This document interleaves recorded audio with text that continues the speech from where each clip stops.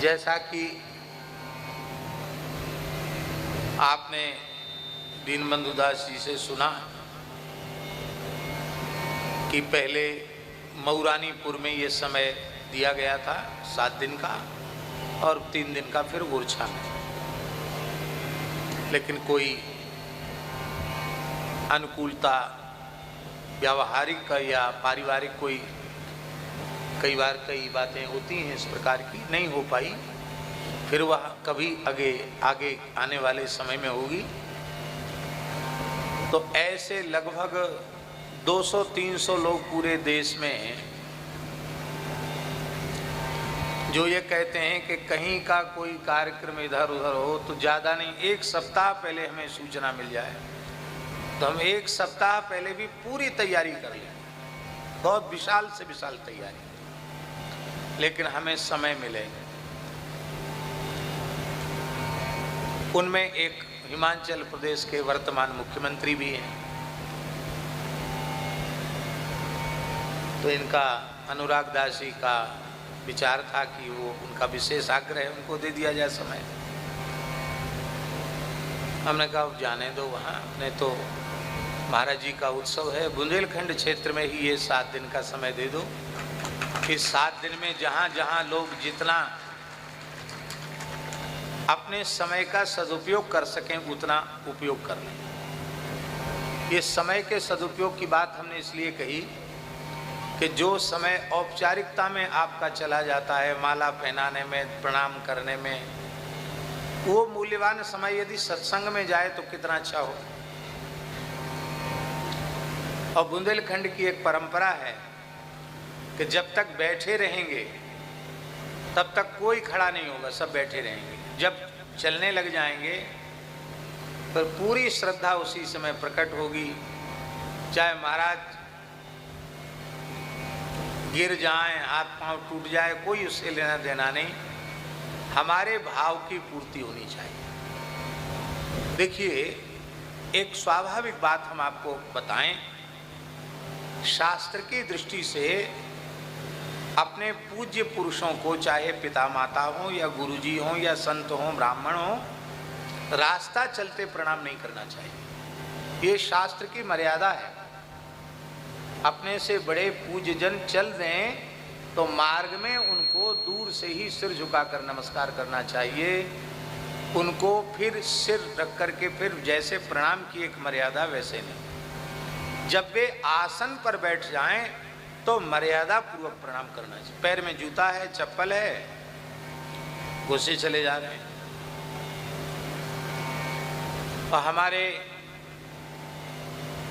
बाएं पैर में 2-3 बार फ्रैक्चर हो चुका है और भगवान की दया से दाहिने पैर में भी 2 बार फ्रैक्चर हो चुका है। और यहाँ के लोग विशेष जब दंडवत करेंगे तो दोनों हाथ दोनों पैर पे धर के पूरा वजन धर देंगे और मूड़ पटक देंगे। अब चाहे द्वारा से इधर उधर पैर हो जाए, इसकी कोई परवाह नहीं। तो भैया इतनी कृपा करो कि ये विग्रह सुरक्षित रहे, इसलिए बहुत मर्यादा पूर्वक दूर से ही प्रणाम करना चाहिए। देखिए, आप लोग यहाँ से जाएंगे, कुछ भोजन करेंगे, फिर विश्राम में चले जाएंगे, लेकिन हमको यहाँ से जाने के बाद अपना नित्य का पाठ करना है, भगवान को दीपदान करना, जाति भगवान की सेवा में लगना है। तो उसके अनुरूप हम लोग अपने प्रातःकाल जगने से लेकर सोने तक की दिनचर्या रखते हैं। पर्याप्त जल और मिट्टी से शुद्धि करते हैं, 2 बार 3 बार कम से कम स्नान करते हैं। लघुशंका आदि भी जाते हैं तो पर्याप्त जल लेकर के जाते हैं। ये बात हम इसलिए कह रहे हैं कि या तो उतनी आपके शरीर में पवित्रता हो तो आपको छूना चाहिए, यदि उतनी पवित्रता आप नहीं रख सकते हैं तो भाव से दूर से ही प्रणाम करना चाहिए। तब प्रणाम का पूरा फल मिलेगा।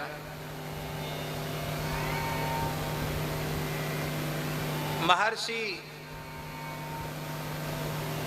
देवल जल में खड़े होकर के, महर्षि देवल जल में खड़े होकर के संध्योपासन करने के बाद जप कर रहे थे। और हुहू नाम का गंधर्व वो भी जल में स्नान कर रहा था।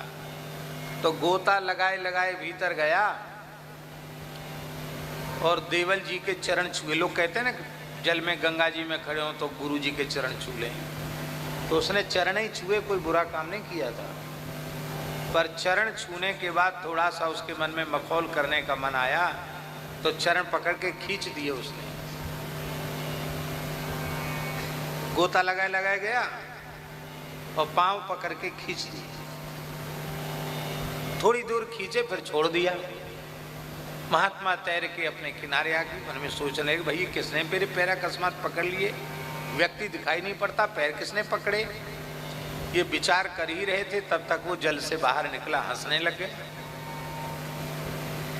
उसको हंसते देखकर क्रोध आ गया ऋषि को, और उन्होंने कहा कि ग्राह के जैसे पैर पकड़ता है, जा तू इसी सरोवर में ग्राह बनकर निवास कर।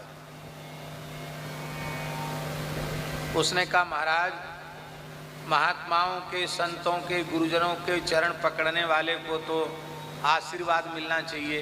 यहाँ बुंदेलखंड में बहुत अच्छी परंपरा है, कोई प्रणाम करे, बड़े बूढ़े कहते खुशी रहो, बोलते ना खुशी रहो, माने सदा प्रसन्न रहो। और बड़ी सहजता सरलता से आशीर्वाद देते हैं। ओरछा में 2007 में परम पूज्य प्रातः स्मरणीय विनम्रता की साक्षात प्रतिमूर्ति श्री सिया अनुज नेह निधि भक्तमाली श्री स्वामी नारायण दास जी महाराज, पूज्य मामा जी महाराज पधारे थे, उनकी कथा हुई थी। तो उसमें ओरी आई अचर्रा से, और मामा जी को पता चला कि ये दास की दादी लगती हैं, तो उन्होंने डंडा पटका और लंबे दंडोत प्रणाम किया।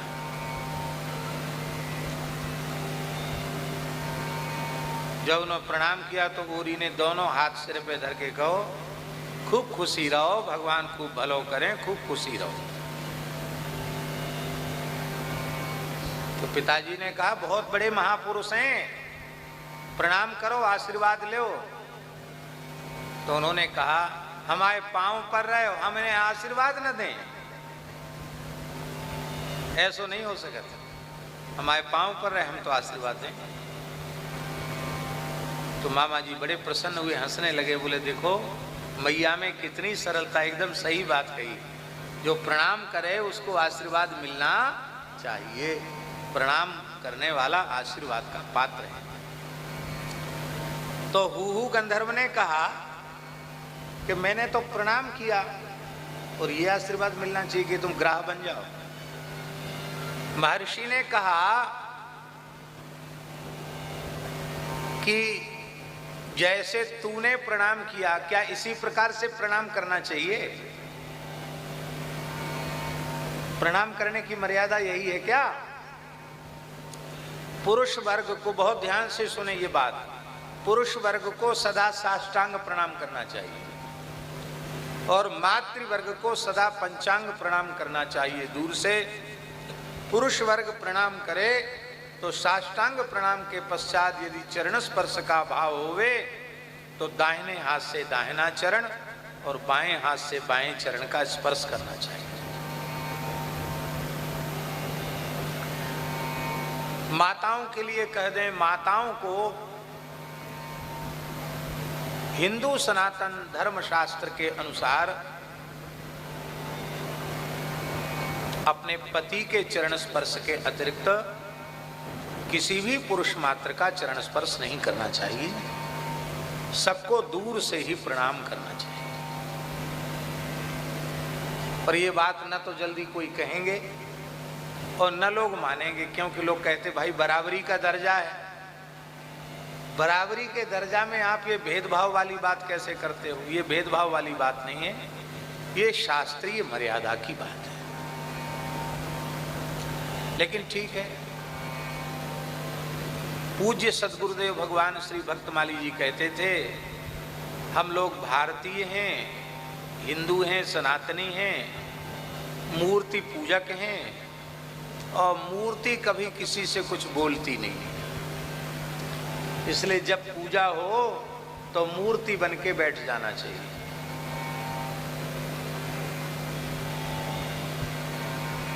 आचार्य धाम अचर्रा गांव में पूज्य गुरुदेव भक्तमाली जी विराज रहे थे, और पुरुषोत्तम का महीना था, अधिक मास पुरुषोत्तम मास।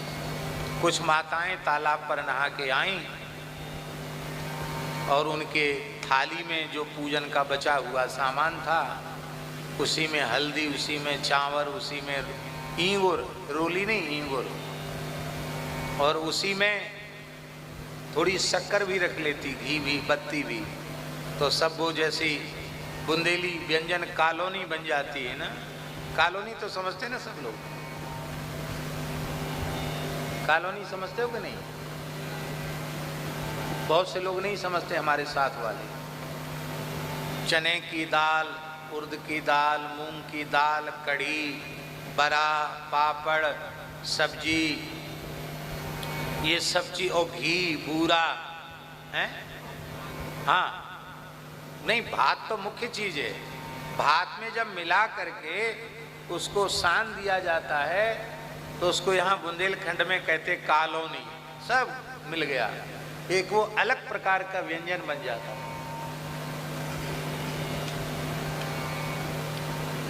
तो वो उनकी थाली कॉलोनी जैसी बन गई थी, उसी में हल्दी, उसी में इंगूर, और महाराज जी बैठ के माला जप रहे थे। सो माताएं घुसी, उन्होंने लगाना, अब कई थी, 20-25 रही होंगी, किसी ने यहाँ लगाया, किसी ने यहाँ लगाया, किसी ने यहाँ लगाया, किसी का हाथ यहाँ पड़ा तो यहीं लग गया, पूरा मुंह लाल हो गया। हम बैठे थे, हमने मना किया, हम भी संध्योपासन के बाद जप ही कर रहे थे, तो मैंने पहले तो सोचा न बोलें, मेरे भाई ऐसे थोड़ी किया जाता। महाराज जी ने इशारा कहा और धीरे से कहा, आप अपना कार्य करें, किसी को टोके नहीं। चुप हो गए। बाद में माताएं तो चली गई, हमने महाराज जी से कहा, महाराज जी सब मुंह लाल हो गया। अरे बोले, कीचड़ तो मुंह में नहीं लगाया, चंदन ही लगाया, रोली ही लगाई। तुमने कहा महाराज जी आपका सब बिगड़ गया, स्वरूप बिगड़ गया। अरे वो कुछ नहीं है, हम लोग मूर्ति पूजक हैं और मूर्ति किसी को कुछ बोलती नहीं। ठंड का समय था, बोले वो तो अच्छा हुआ एक एक लोटा पानी चढ़ा देती, तब क्या करते। शंकर जी देवी जी ढार के आई थी, पानी नहीं चढ़ाया, इतना उन्होंने कृपा कर दी। और आप सब जानते हो महाराज जी न कभी तेल लगाते थे और न कभी सावन लगाते थे। अपने संपूर्ण जीवन में न कभी तेल लगाया न सावन लगाया।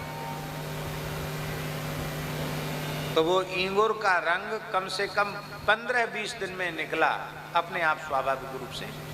महाराज जी को कोई फर्क नहीं, महाराज जी को तो कोई फर्क नहीं, लेकिन पूजन के समय हमारा विवेक तो होना ही चाहिए। तो पूजन की महिमा है, प्रणाम की महिमा है, दर्शन की महिमा है, लेकिन हमें अपने विवेक का सदा आदर करना चाहिए। थोड़े ही समय में अधिक से अधिक लोग मिल सकते हैं, दर्शन कर सकते हैं, और एक ही साथ सब उठ के खड़े हो जाएंगे तो किसी को दर्शन नहीं होगा, किसी से मिलना नहीं होगा। तो अब देश बहुत विकास के पथ पर बड़ी तीव्रता से आगे बढ़ रहा है, तो आप लोग भी पीछे मत रहिए, आप लोग भी आगे बढ़िए। सब पढ़े लिखे लोग हैं, अच्छे लोग हैं। हमें कमलेश मिश्रा जी ने बताया कि यहाँ लोग नरसिंह जी का चरित्र सुनना चाहते हैं। ताली तो बजा रहे हो, अच्छी बात है, कोई बात नहीं।